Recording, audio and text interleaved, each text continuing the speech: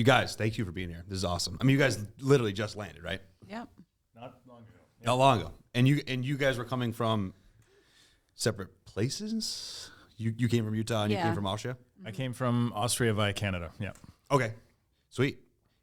Are you in Austria a lot, or are you mostly working out of I've been there Canada? 20 years now. I live there. Oh, you live in Austria? Yeah. Oh, I thought for some reason you lived in Canada.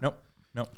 And did your stay in Austria begin with Atomic? Yes. So I've been with Atomic for 20 years now. Wow. Congrats. Yeah. So what did you do when you first started at Atomic? When I started, I was an engineer in the boot department. So I was focused on technical parts, buckles, and I was kind of like the Italian specialist. I spent a lot of time there, 100 days a year down there working with suppliers and thinking up ideas. And then eventually I became product manager in 2007.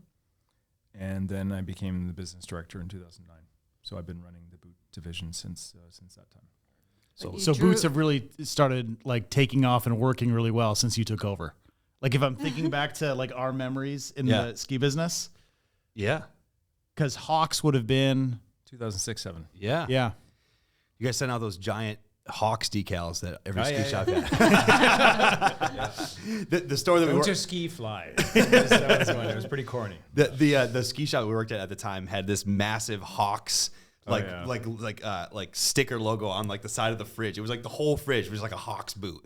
Every day I walked in and put my jacket, I'm like, fucking that stupid sticker. That was your fault. Corny. I'll blame that one on the physical marketing department, but actually no, we did it.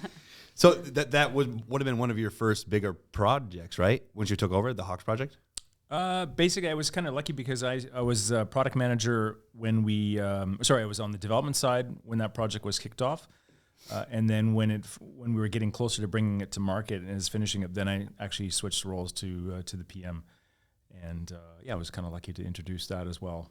And not only just be developing it. So it was quite cool. Well, because I think right before that, and feel free to correct me if I'm wrong, but it was the BTEC MTEC. Exactly. Right. Yeah. Good memory. Yeah. And it was like we did like BTEC, B for bucket, Tritec, B for bucket fit, and then MTEC. I don't know what we used for MTEC, but it wasn't bucket. Yeah. Yeah. It was Redster. Sorry, we had Racetech, then we had Tritec came a little bit before that. So the screw-on soles with then the carbon carbon shim in the middle of it. And then we went to, as you're right, MTEC, BTEC, and then Hawks. Yeah. Yeah. Those MTECs, for whatever, I mean, I remember what the buckles looked like on the BTEC. It looked really cool at the time. There was no other buckle that looked like that. There was probably like 5 different holes in the actual buckle. And it looked really expensive. And I was like, wow, this is really cool. But then the toe looked like a clown shoe. It was like this big round toe. It was cool. And I mean, that was maybe one of the original wide fits that maybe fit very near our heel. Yeah. Mm-hmm. And then the MTEC, even though it wasn't like higher end by any means, but it felt like faster. You know, when you were selling someone to MTEC, you're like, this guy rips. It had fast lines. Fast design lines. Like this guy's good. Oh yeah. And we didn't even go that high that store, I should say. I don't want to say we. The store that we were working for at the time didn't even go that high in flexes because it was the MTEC 90 or 95 or something like that. And that was like, you could sell with me, it was like $399. Yeah. Something like that. And like, that was like, holy shit, this guy's rich. Like, we're selling him $399. It was like black. There were some black and gold boots I remember at that time. Yeah. Yes. Yeah. There was like a black and gold phase because I remember Rosignol had like that abomination of a black and gold boot too. That weighed like, 9.5 pounds per boot. You remember that thing? Yeah. Metallics were really popular. What was that called? I can't remember. There's something that Brady still hangs on to with the BTEC boots. Brady we hired at that ski shop years ago. But like he loves just talking about how the BTECs broke on a different size. 26.5 and 27 were the same. And he's like, so you got to be careful. Got to look at the bottom of the sole. Because one time when I first started the business, 26.5 and 27 were the same. Yeah, the MTECs, 27.5 the same brand, but you got to be careful. He loves that. He does love that. Yeah. What was the thought? I mean, that must have been just like a weird thing that they're like, well, this is just fitting a little weird, or what? It was just a weird thing that it ended up being on that size. And obviously, Atomic is always authentic. We always essentially what we do. We want to communicate that as well, and that's what the last was when we added the wall thickness to the lower, to the boot itself, that's the numbers that came up. So that's what we printed on the shelf. Yeah. And there was maybe no rhyme or reason for it, but it obviously did well and worked for the BTEC. But as you're right, when you were on the floor, you had to really look carefully at what that was. Yeah.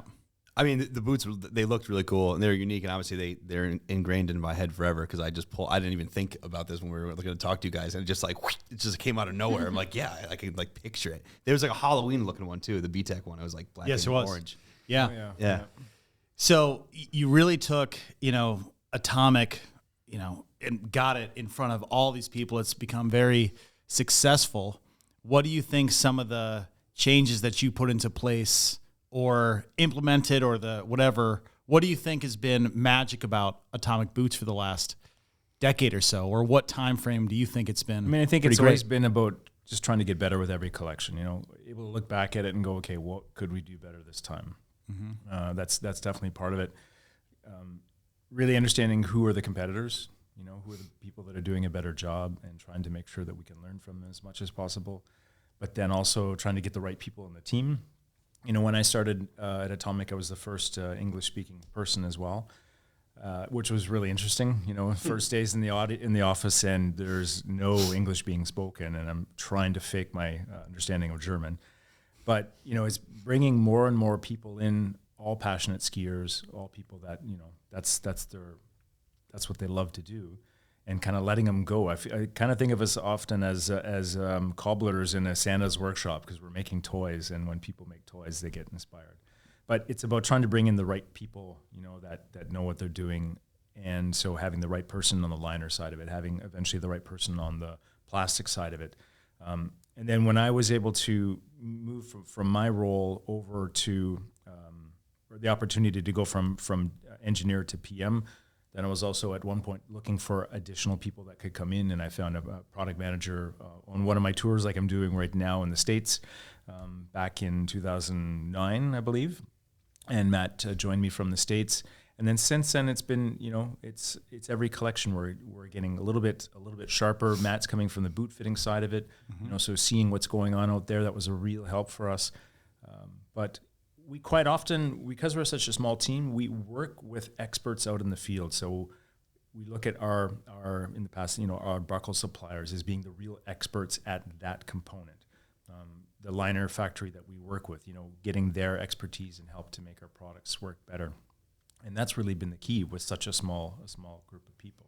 Yeah, I mean, there's the challenges, essentially, every time you come up with a new collection, like we were talking about earlier, when you're showing us some cool new future stuff, it's like, well, what are your, where are the pillars? Like what are we going to focus on, or what were we doing incorrectly in a way where we can maybe be better? It's fit, performance, comfort. Fashion, comfort, exactly. Right? So like outside of those, the major things, like the biggest challenges for you every single time is really just identifying what you're doing, maybe not as great as your previous product, and bringing the next one to market. Yeah, that's a good point there. You always, as soon as you get the project kind of the point where it's on the snow, you're like, oh, okay, this is getting boring. What's the next thing? Right. And you're always more excited about the next project. But, I think the steps that we've taken, for example, going down the touring road was a real learning experience for us, because from there we were able to apply the technology and the learnings from touring to, for example, like the first Ultra. So making products lighter. Mm-hmm.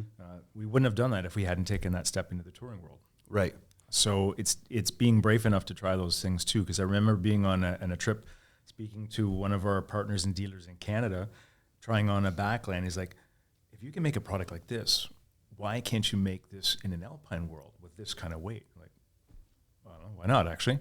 And that's how these ideas come about. And I like to think of our team as we are very agile. We're able to react quite quickly and bring, a new product to life, and quite often 2 new products to life in a season. So, well, yeah, because that product, when it came out, was so ahead of its time, really. Like the first extended, we're again, I'm going to keep saying this because we just had a really long meeting, but we were literally just talking about this and how you're like, let's make it as light as we can, but still kind of like we need it to perform, of course, right? So when you're sitting there thinking about that, and you're like, okay, well, where are we gonna cut our weight corners, and how do we get this boot to still do what we need to do on the snow? You know, and going from like that backland product to like what you guys ultimately came up with, two very different boots. Totally. And so like going from there, from A to B, you know, where's the first thing that you're like, you know what, we can shave here, but still not gonna sacrifice performance there? Or where can you shave? How do you weigh that? You've probably seen in the designs, you know, there's quite often a fair bit of industrial design around the hinge point, you know, the products, and that transferring up to the cuff, and quite often there's a 2-component separation line on the cuff, so you've got hard material and soft material. So essentially anything in the hinge area, to prevent it from bellowing out, that's where you're going to need to put extra flesh, extra meat, essentially. And how far that goes to the forefoot, you know, just reduces that bellowing. And it's been trial and error, frankly. So making one mold of the first Ultra, and then bringing it on snow, testing it compared to, in some cases, a Redster, you know, a race boot, putting it into one of our flex machines, and just watching how this product reacts when you apply a force to it. Same as when you go skiing, then you go, well, maybe we went too far, you know, and then we can perhaps open the cavity of the mold up a little bit more to get some performance back. And that's what it's been. It's been trial and error. Now, when you're making a new boot like the first Ultra, what are you basing that off of? Like, so you can keep the atomic fit, you know, one's seeing me do this, but like air quoting true, like fit like an atomic. Yeah, I mean, is there a baseline of sorts? Yeah, obviously, every boot that comes out, there's a portion of it that might be related to a previous generation. All right, so it's taken us everything that a Hawks can do right now. Some of that fit was coming, or learnings were coming from an M-Tech, for example, or a B-Tech. So as we've gotten better at this, you know, we look at a previous generation, we test, you know, our products versus our competitors versus the next generation, older generations. We go, you know, where can it be better? Mm-hmm. And those fits have evolved, but at some point now, you know, the evolvements are finer because we have a fairly good basis, and now it's about, okay, well, how can we, as the products get lighter, does that have to evolve at all? Or when we apply a BOA to it, does that have to evolve at all? But the basics of the fundamental fit between a narrow, medium, and a wide, so an Ultra, Prime, and Magna, it doesn't have to evolve too much now. Yeah, thankfully. So real quick, because I'm going to forget to ask this, who came up with that? Which one? Ultra, Prime, Magna. Because it's not, because everyone else is LV, MVHV, and you guys have these, and the names are awesome. And I associate Ultra with low volume and Prime and Magna. Yeah. I mean, Ultra was also, when we launched it, we knew it was going to be light. You know, that was our goal. So there's not too many. Naming is probably the worst part of our job, frankly. It's the one that I know Matt hates the most. Favorite. Oh, yeah. Because there's really not many names out there. That's why you start to see these, you know, fake names. But it just kind of made sense, you know, name storming as we would do it with other colleagues, and eventually that one popped up. Prime was an easy one because it is our biggest part of our business. So Optimus Prime or whatever. Yeah. Matt is always a good help on that side. I think he definitely came up with Magna. You think of some kind of large Norwegian person, you know, the consumer profile, and just popped up. I mean, that's a good answer. Those are assets we just don't want to go away from. Once they stick. No, I think you should. I think you should keep them. I think it's awesome, and it's different from what everyone else is doing, and everyone associates those names with what the boot fits like. I think it's great. Well, and speaking of something that sticks, it is amazing how, like, Atomics for the last bit of time, I'd say Technicas and Langs for sure, they have, like, you can look at it and it looks like, that looks like a Lang, or this looks like an Atomic. The exterior DNA has really kind of, like, held true. That's been also a really good learning. You know, we've been working with, up until COVID actually, with the same design agency in Italy, in Montebelluna and Asolo. So, you know, after generations of ranges, you know, you're able to have that consistency. We were with them for more than 15 years, actually. So, you know, at some point, it's, you know, you're trying to see the past in your new product. You know, and also there's specific elements, whether it's the heel line or the toe. The toe is quite often thought of as the front of the grille in the car. You know, how can we evolve that but not lose, you know, we call it the red thread through the product, the Atomic line. And now we actually have a design manager in place, and it's his job to safeguard that, essentially, is to try to find how can the next, Atomic Prime or Ultra Magna evolve and still feel like Atomic? Or the name Hawks, because that's been a staying power name since, again, like we were talking about the big decal on the fridge. Yeah. What was, again, maybe George, this too. I don't know why this is like slipping my mind, but the initial Hawks, like what was the marketing story behind like the wings on the lower shell? Like what was the initial reason for that? Was Live Fit before that, or was it after? Live Fit was after that. Yeah. Live Fit was after that. So no, we worked with an agency from Salzburg. If I'm trying to remember if it was Loop, but they had the job of brainstorming, name storming for that name. Yeah. And I remember when it came up, and we were like, wow, somehow animals at that particular moment in time were big for products. And we're like, okay, well, it has to be an animal. and clearly, it's obviously a predator of some kind just seemed the coolest. Yeah. And there's not too many names out there that weren't already taken. Yeah. That's the problem. So it has to be a bit of a fake name. So no obviously shit. The X on the end of it made sense. And then, of course, and I know I was definitely pushing to have the bird on the side of it and to have it, go from the cuff down to the lower shell because it just looked cool. Yeah. And then there was even the eyes on it. So, yeah, it's the time. It's no, I mean, it looked an element of that period. It looked awesome. Yeah. And again, the reason I asked that is because it obviously it was supposed to be like wings and it looked like a hawk and it's really cool. But the name, obviously, the boots don't look like that anymore. No, but that actually the hawk element of it also was very linked to iFlex, and that was the particular technology where the forefoot of the boot flexed. Okay. That the original Hawks had. Okay, that was a technology that I remember trying back in 2004 in Davos, in Switzerland, and we're like, this is really cool. This is something we should consider putting into our products, and that eventually became the Hawks boot. Okay, that was the answer I was looking for. Because back then, you're just like, oh, that's just like because they wanted to make it look like a hawk. But that element for the design agency that we were working with somehow saw that forefoot element as linked to an eagle, to a bird as well. That's how it came about. No kidding. Yeah. So a question I have for you in you guys' boots, because this is really impressive. Fitting boots for however long I've been doing that in the Atomic lineup. Regardless of where, if we're in like a Ultra 95 or we're in an Ultra 130, the way that when people have the boots on, they feel more solid on their foot. It feels like there's less shearing, like the liner and shell fit together better than your competitors, especially when you get into the lower flexes from, Nordica Lang, pick whoever. How do you guys do that? I think it's a few things. The one thing for sure is in the past, boots were always made as a mock-up and model. All right, so you had a modelist that would actually build that on top of a last, and it was like clay modeling, and it was very much handwork. And when you put the cuff, eventually you would scan that, and that would become the mold. And so handwork often means imperfections, and those parts may not fit together as well as they should.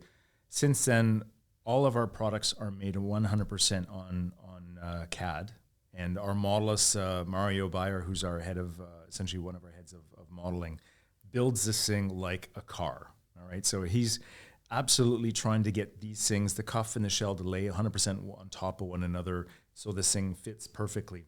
And then when that's done, that data will go to our liner engineer, and Friedel is trying to do the same thing, that the liner physically fits perfectly into that shell. When we do the first injections, we'll drill holes through it to look like Swiss cheese, and then he will modify the liner in the pattern until eventually it takes up all the space in the lower shell. And that's really the goal, is to try to do that. Why it stays so consistent is because when we make a boot, we know we want to make it either PU or PA, from the first price point to the highest price point. And that means that the shell is going to be consistent. So when he makes a liner to fit it, it's going to fit that particular material from the top to the bottom. And so that's really key. But it's also trial and errors. The liner quite often will take sometimes 15 prototype rounds until the first size is done, because we're modifying the pattern A to fit into the last, and B then to fit as good as it should. till eventually you get it that it fits nicely and there's no play or slop, as you mentioned before, in any of the dimensions. So then, do you get the shape done first, like with just a generic type of material, before then you're like, okay, now that we know how this is going to fit in the shell, now we have to mess around with essentially like what this liner is actually going to consist of. Yes. Or is it kind of happening at the same time? Well, again, it depends on how much of the new boot is related to to something else that you had. So if there's a boot that we're starting from, then obviously we have the last already, and ideally you have both the liner last, because that's different than the shell, and then when you put the two into together, then hopefully they're marrying well together. At the same time that you're trying to get it to fit in the shell well, you're doing the fit testing. You're trying to make sure that it has the right amount of heel hold versus maybe something you're replacing or a product that you're competing against. And it's really just trial and error. It really takes time. And there's got to be some level of shrinkage in the mold too, right? When you put the liner in. Now is yeah, totally. And is there, so when you get into the softer flexes from say other brands that are, if you're not making every boot out of the same material, when you get into the softer flexing boots, do they typically shrink less? They shrink more? No. The problem is the softer flexes are going to end up being more generous because the material, the shell, is obviously expanding more. All right, so that's a little bit of the problem you have. That combined with the fact that as you go down the level in the liners, product management 101, you're trying to find ways to make the product more affordable. Right. Therefore, the foam's quality might change because a 130 is going to have a harder handshake as the materials in a 90, and that all of a sudden changes the fit of it. So it is a bit of an art form. If it's PU from top to bottom, there will not be difference in the shrinkage of it. It's when you switch to a different material, that's when you have problems with shrinkage. So if you make a mold series that's PU, it's going to have a different shrinkage if the top model's PA, and you would need to account for that difference in the liner build. Interesting. To make sure that there's no play, no slop in it. Now, when we were talking about shells, is it fair to say that if you have a thicker shell, it's made of a harder material, it's just thicker, than say, I guess you guys call it ProLite shells, right? They're pretty thin. That would have more resistance against your foot and be pinchier, harder? It can. Obviously, ProLite being a lighter product, a lighter shell itself, the reason why we can go light is that the wall thickness of this boot is thinner, but in order to have a thinner wall thickness, it means it has to be much stiffer.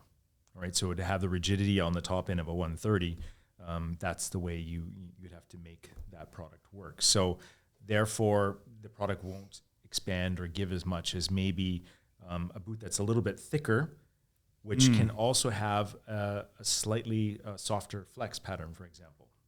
Right. So that's the kind of the give and take. A race boot would quite often have double the wall thickness of, say, anything in the Hawks family, because suppleness comes from having slightly softer plastics, but you need to have the rigidity or the stability in the fleisch, the material, in order to survive going down the strife course in Kitzbühel. Therefore, the material has to be much thicker. So those are kind of the differences. ProLite, thin, stiffer. Typical race materials, thicker, and it can be softer. That helps. What is the most difficult boot for you guys to build? Type of boot? Low volume, mid volume, high volume. Follow up to a race boot is the hardest thing. A follow up to? So a next generation race boot is always the hardest boot. For us, for example, the boot that we have people out using in World Cup is the same boot that we were using when I started with the company. Really? Wow. So the most of people are still using that particular boot on the men's side.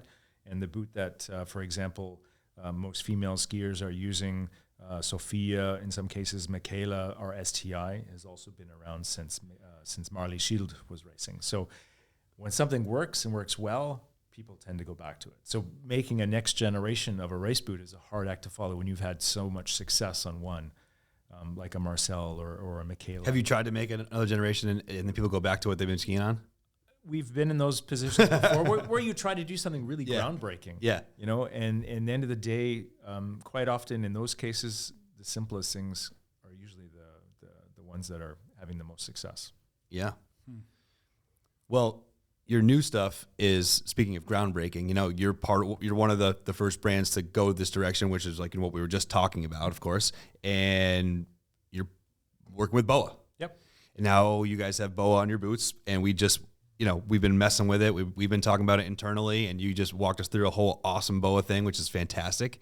So how did that come about? Like, did somebody say, hey, look, like I think we should go down this direction? Did BOA approach you guys? How did this whole conversation around BOA even just come into the fold? When did it happen? Well, we were lucky enough that we've been working with BOA on our second generation backland. So the boot that we launched in 2018 to follow up to the first generation backland was when we made the move to BOA from our buckle system.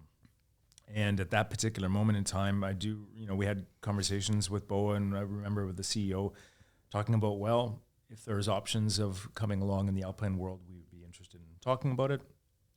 But we knew that it wasn't a question of taking what was working in the touring world and applying it to our world.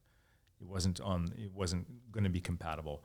And BOA already knew that as well. They were also starting to test and trying to figure out, okay, well, how strong does the cable have to be? How much stronger does the dial itself have to be in order to cope with an overlap shell that's stiffer? What are the quality challenges that the dealers are going to be, ultra conscious of when you put BOA on the outside of the boot?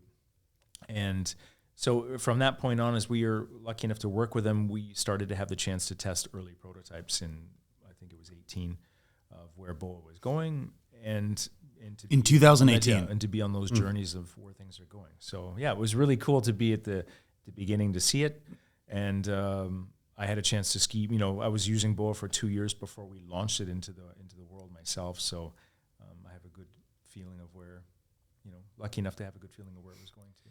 Well, yeah, I mean, and it's important to reiterate the fact that like the BOA that was on the backland, that whole system, the BOA that's on a snowboard boot that we've talked about before, like it is significantly different than what's coming out. Yeah, for sure. It's light build. The touring version of it is obviously best related to what's on the snowboard world right now.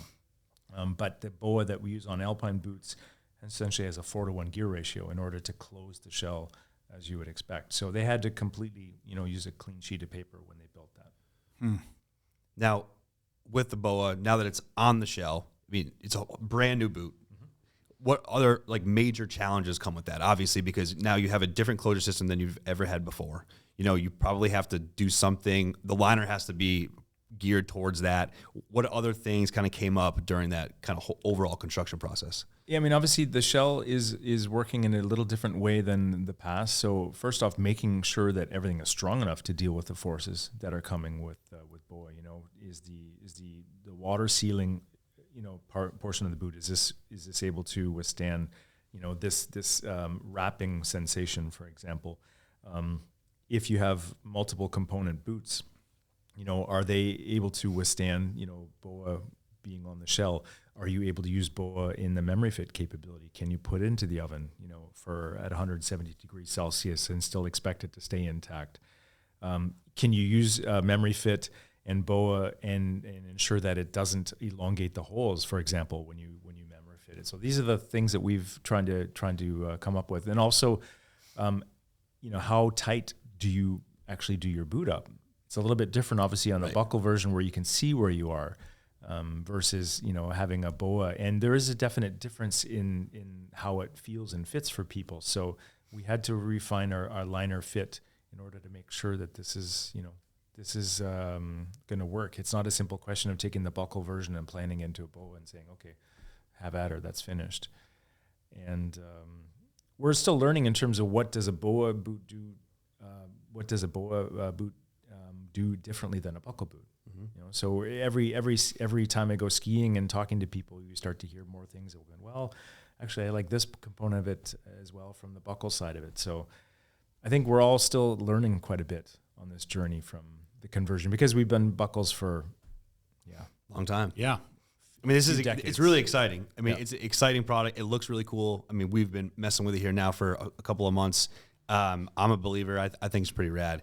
I mean, one of the things too, like you're obviously gonna know way better than I, but the gripes are going to be that, like, what's the durability like? How is this going to work? How are we going to, what if it comes off? I mean, just from handling it and using it and knowing how this actual this BOA component that's attached to the boot, how it actually works, like it seems like it's like really freaking durable. Yeah, no, they've thought really, you know, all the areas of the product that need to withstand impacts.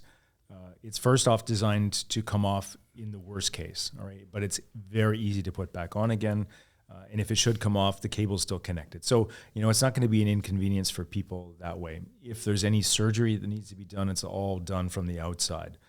So this is exactly what the expert boot fitter is going to expect. On top of that, of course, BOA has a lifetime warranty, so they understand that, you know, nobody wants to be without their boot for, you know, any time.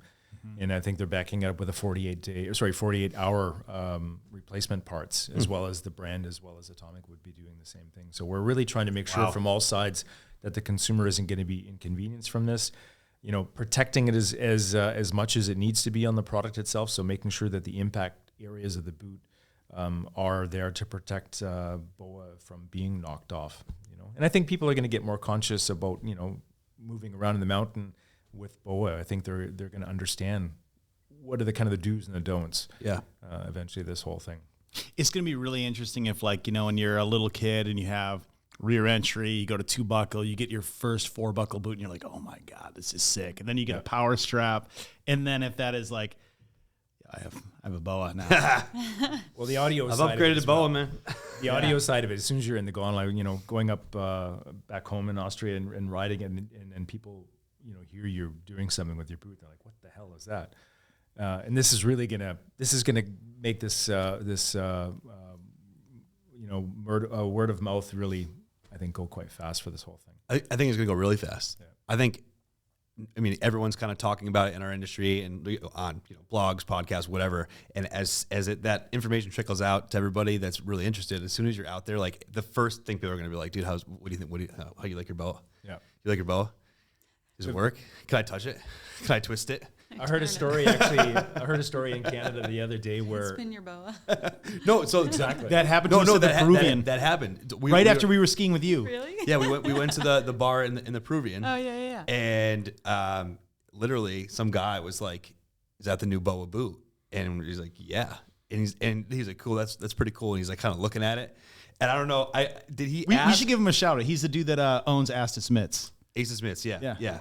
And I can't remember if it's potato. I can't remember if he asked to turn it or if we asked him if he wanted to turn it. Touch your dial. No, literally. And I can't. So I'm gonna get that part of the story wrong. If he's listening, I'm not sure how the exchange of the touch went, but. He ended with his hand was on the BOA and he was twisting that thing. It was pretty funny. He's like, wow, that's incredible. He's like, can I buy you guys a round of beers? I'm like, after that turn, absolutely. And he's like, you don't mind if I touch it again, do you? I think you're going to see those stories a lot. One of our partners was telling me a couple days ago that he was riding up the gondola in Whistler. He had his extended on, and the other person sitting across from him realized it. And the next thing you know, he was on his hands and knees, lifting his pant leg up to see the BOA and touching it. And I think this is going to be happening a lot. I know. I believe it. We lived it. It was kind of funny because I think we were joking about that, like we were joking about it right now. And we were at the bar when it was happening. I was like, it's happening. Strangers turning our boots. But I mean, that's such a cool thing, though. You know how long, you guys know better than I do, how long people hold on to their products, right? Mm-hmm. So now you've got something that's legitimately exciting for people to reason to buy boots again. And I think it's going to be a big deal. I mean, I think so too. And I think just from a retailer's perspective, like having another really exciting thing at the point of purchase or at the point of fit, really, to discuss and bring up and like, this is better for these things and this is why. I just think it's a good thing. Anything that's new that actually works and it's doing the job that it was built to do is a good thing. I think most people probably didn't realize. I mean, there's probably nobody out there saying that they wanted to have this particular thing, but I think the fine adjustment component of it, when you use it, it's really hard to go back, right? So to have it's actually 0.25 of a click, which is ridiculous. Yeah. But to have that, as good skiers, this is really something that makes a big difference. Now, was I know you were on the very forefront of it because you just explained it, which is super cool. But was this particular technology, offered across the board, or was it fairly exclusive? From BOA, was it hey, X company, Y company, like we can do this for you, or was it just hey, no, this is just for this small group to start? Exactly. Yeah. To your second point. So basically, as we were on board with BOA already in the touring capacity, then we were invited in to be the first brands on the Alpine side of it. So yeah, we were fortunate to have that. Oh, that's awesome. I mean, I think it's going to be more successful for BOA that there's, you, Solomon, Fisher, K2 doing it. Yeah. No, for sure. It just gives it the whole thing legitimacy, and eventually it's going to be hard to see boots that don't have the BOA system on, I think. Yeah. I think so. There's another thing that I was reading on the internet, and I didn't really understand it, but it was a cool name. And obviously you're the guy to ask, so I'm going to ask you, what is your NAR bar? What is that? I saw it on a blog, and then I heard it somewhere else, and I was like, what is, it's a cool ass name. And I think I know how I would explain what it does, but I wanted to ask you, well, you'll be able to articulate it better than I. No, the NAR bar, actually, I remember, trying to figure out a way that, or there's people out there that are skiing hard, and quite often they have no interest in walking, right? But when they're skiing hard, they're usually dropping something pretty major.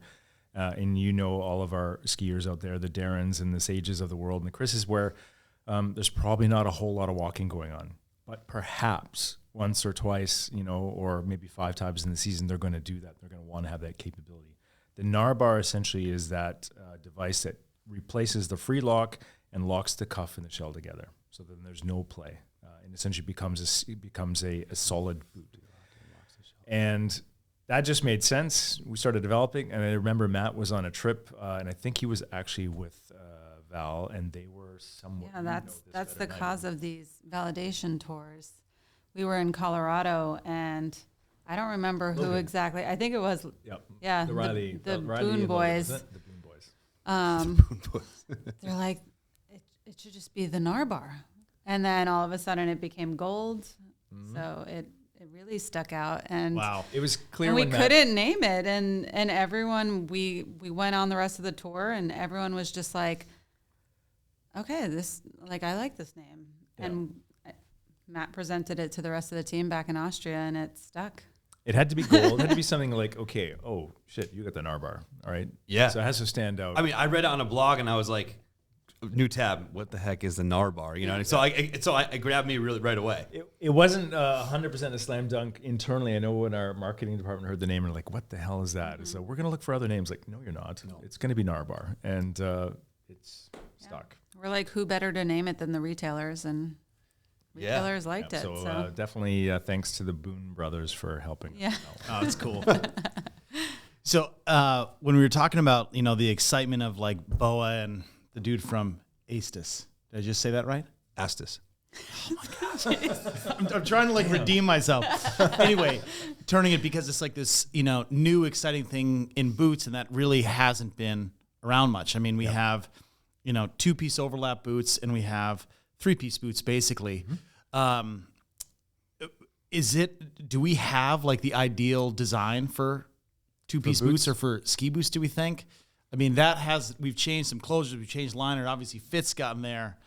I mean, I think this whole thing probably could end up changing, the landscape again. I'm a big fan of disruption, right? So when something new comes into the market, like a BOA, it changes things up and it causes people to think different ways. So I could imagine that there's going to be something else comes along that, this inspires, and why not? It's an opportunity for us to try to find a better answer to the problem of, how can you be connected to your skis? So can't say more than that, but why not? Yeah. Well, I also think it's gonna jumpstart other people that aren't getting involved in this early, because I honestly truly believe that this is going to be success. I really do. From talking to people that buy skis and boots every single day of my life, for the most part, this is going to be really cool. I think people are going to be really excited about it, and I think the people that are hating on it right now are literally going to be like, dude, I don't know why we didn't get on this earlier. You know what's crazy though is the amount of hype and hate on BOA is kind of disproportionate to the amount of models that it's offered in. Yeah, I mean it doesn't exist in that many models. I mean, like truly, as far as closure from you guys, I mean, you have it really in Ultra, but it would be in for next year 130, 110, exactly 115, 115, and 95. 95. Yeah. So it's 4 boots. And how many boots are in the collection? A couple more. There's more than 100 more boots on top. But it's so like in less than 4% of the boots. I mean, it is awesome, but like this fear that like, oh, the buckles are being taken away. Like this is crazy. You know, you still have some buckles. You still have some. We have buckles. Yeah, and I remember we've been sitting in meetings with partners, Val as well, and you know when you're going into the room and you bring up the word, the B word, they're already put off for whatever reason. But I love the fact that when you tell them to buckle up. Yeah, exactly. When buckle up, it's gonna be a wild ride. Literally buckle up. No, but when you have a chance for them to try it on in front of you, and you can see them convert, and I've seen that probably happen 30 times. Easily in one season for really important people, that are in the buying position. And I think that's what's going to happen in store. I think you're going to see an awful lot of those aha moments for people, and then there'll be no looking back.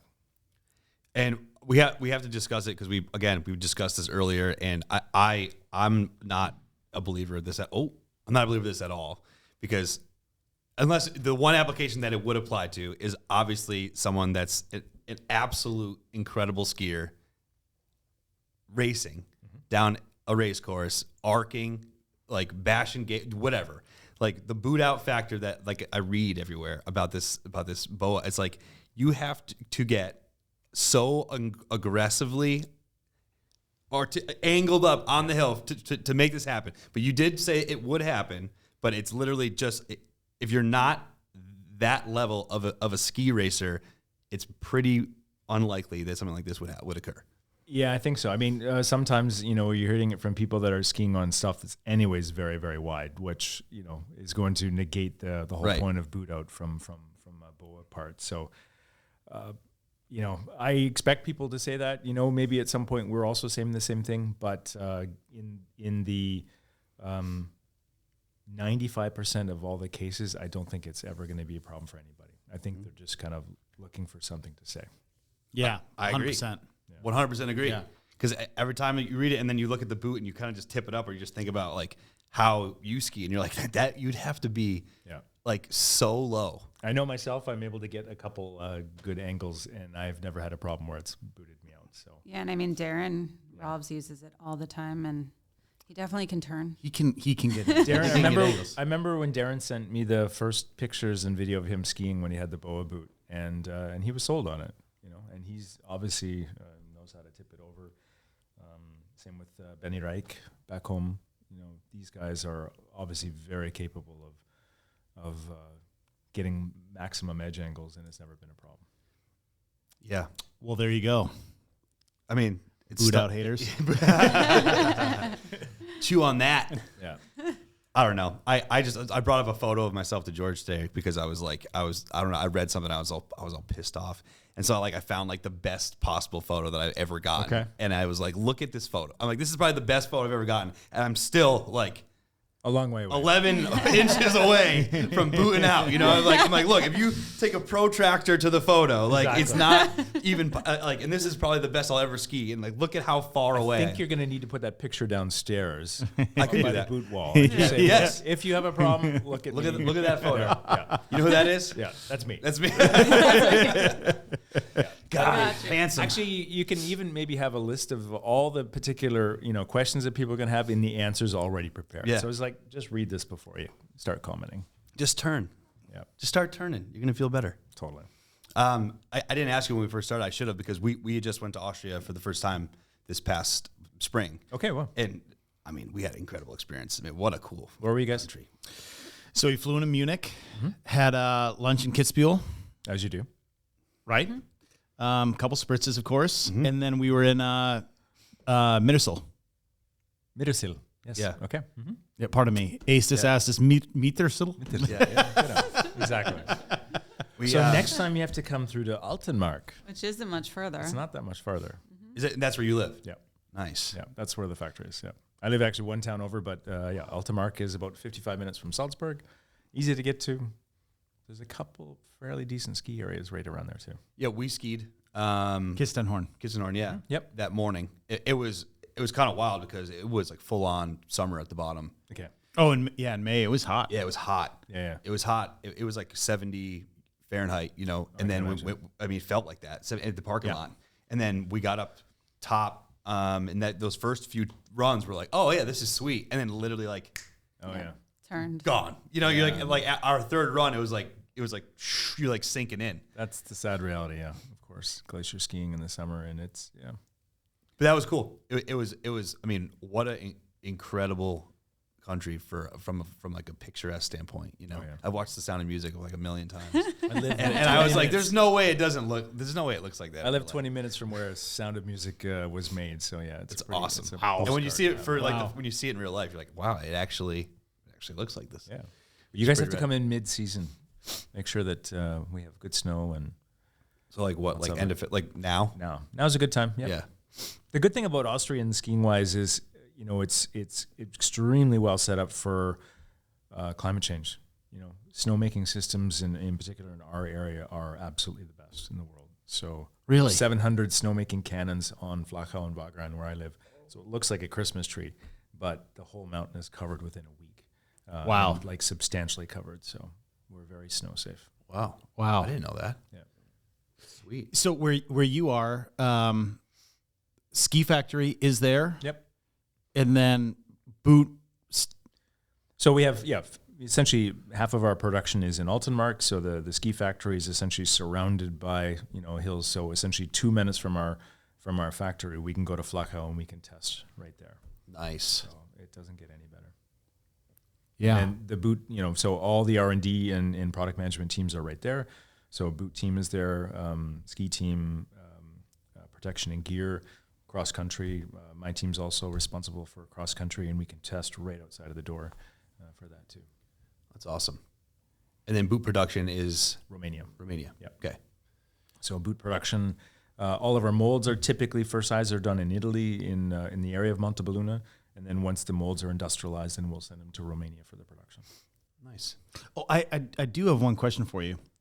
This is tangent, different thing. Love it. So if you have, let's say, a 130 ski boot, and the size range on that is, let's just say 22.5 to 30.5. Okay. The smaller boot, lot less material that can bulge, deform, all that stuff. How do you keep that consistent, or is the smaller boot? We scale it. So obviously you have to start somewhere. You start with size 26, which you guys are just happen to be sample size. Fucking right. Which is perfect. Yeah. Val's size 24, so she's on the women's side of it. She can test our products, but from there, then 26 will end up becoming the 24s, the next size that we'll develop. And our CAD person, so Mario and Adi and Alvaro, they scale the products. All right. So they scale them to ensure that the wall thicknesses are as they should be for the next size down. So when you do that, you try to make sure that the last is the proportions, right? So if the 26, the next size down is going to be a centimeter shorter. So then you scale everything to make sure that the last is the 10 mils shorter, and the wall thicknesses, they try to keep them consistent, right? And as you go to larger sizes, you need to make sure that the wall thicknesses also are in some cases expanded, because the leverage that you're going to create on a large size boot may distort the wall thicknesses on the lower sizes. That's the kunst, the artwork of the whole thing, is just to make sure the scaling is done properly. And it really is. It's a complicated process, and it takes in itself also a month to try to do the scaling for that. It has, how was that done in the past before we had computers, stuff like that, CAD?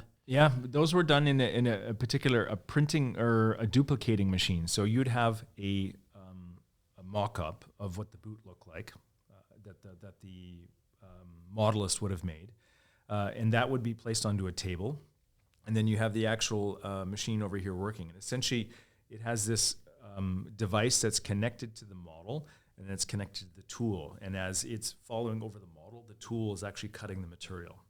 So this is how you would have duplicated that form onto the machine. So this is more it's not as digital as obviously it is now, where you've got CAD is the computer-aided design and CAM, computer-aided manufacturing. In that time, it was more analog, that it was just replicating. I'm trying to think of what the device is in. There's a stencil device, if you remember as a kid, where you could trace one object and it was replicating it over on another piece of paper beside you. I remember it. I don't know what it was called, but I can picture it. But it's essentially the same thing in the old days is how the molds were made. And so there is very imperfect, partly because of the modelist was never able to really control the wall thicknesses in a great way. Right? So the molds, you talk about, how well they fit together. That's why they were never really, a consistent gap, if you would, around the cuff and the shell back in the, the early days up until, say, 2004 or 5 when we started. I mean, that's recent. Enough people that, are getting boots now, they haven't gotten boots since then. Yeah. So they're getting the biggest upgrade for ever. sure. And that's a major reason why. I mean, also the one thing that we can benefit from now is when we make something in CAD, before we go to the mold, is we will do a printout of the boot. And this is something we can do in-house. So essentially 60 hours once the CAD is finished, Mario or Addy will print out the boot onto it's like you instead of going to an A4 piece of paper, you send it to the back and you print out this lower shell after 60 hours with an STL machine. And so there you've got the first real version of the boot. And if you do that in the mold, it's obviously going to take you 2 months to the point you've got an injection. So within 4 days of finishing the CAD, you've got a real sample in your hand. And that in itself helps to make things much more accurate than what it was in the past. I mean, much more is like an understatement. I mean, it's like precise versus like drawing a stencil on a piece of paper. Yeah. It's crazy. Yeah, but we're to the point where those products are they can be tried on, and they'll be able to be skied in the future. It's not exactly caught up to where the plastics are. They need to be skiable all the time, but it is getting close to that point. But it's probably ever a far away from where you would say, make me a custom boot and order it in the morning and get it in the afternoon. It takes quite a bit of time still to do that. Yeah. Wow. That's pretty sweet. I mean, your point was really good because I didn't even think of that. I mean, when you said the year, and you're like, most people now have they've never been on anything that wasn't like almost perfectly precise. Well, and you guys, you think you guys weren't 04, 05 Atomic for going from that model, the Modelist to the model. Actually, the Modelist was even a little bit before that. I mean, the Hawks boot was done. The first mock-up we did was a Modelist, and the second one we did, which was finally the end boot, was all done in CAD. Because I know we weren't quite happy with the first design, and the second one we ended up changing quite a bit. And before that, most of the things were done as a Modelist. So MTech, BTech, all those were done through modeling. No kidding. Clay modeling, resin modeling, yeah. So that's where it's also maybe understandable where you come up with those weird Mondo point sizes. Mm-hmm. Yeah. Because it was done by hand. And funky looking toes, dude. Exactly. Yeah. And also what you'll see too is right, left also looking different. This is also a component of this, where is now there's no way a right boot and a left boot are that there's difference. It can't be. So it's all digital. That's pretty sweet. Yeah. So the Reikleys from 1975 or whenever they came out, those might look a little different left to right. Yeah. It is. Yeah, definitely. It would be the case. Yep. Yeah. Where's Garrett when you need him? I don't know. You could ask him. He's been skiing in that boot forever. Is that why Bodie puts the Folgers can in there? So he can ski better? What's he doing drinking Folgers? That's all they have in Big Sky? The best part of waking up, dude. Oh, yeah. Well said. I haven't been away from Canada that long to understand that. I remember that commercial like it was yesterday. Yep. God, it's just like Folgers is in your the best part of waking up is Folgers in your cup. Well, that sounds like a good place to end it. Yeah. Should we get dinner? Yeah, we should get some dinner. We're gonna go to this place. It's pretty dope. It's do you guys like sushi? Yeah. Oh yeah. All right, sweet. All right, let's go get some sushi. Thank you both for being here. Yeah, thank you so much. This has been awesome. Thanks for the time. Thanks for showing us all the super awesome stuff you just showed us that we can't talk about, which is great because then we'll just come back and just do another one when we can talk about it. Exactly. Yeah. Awesome. All right. Thanks, guys.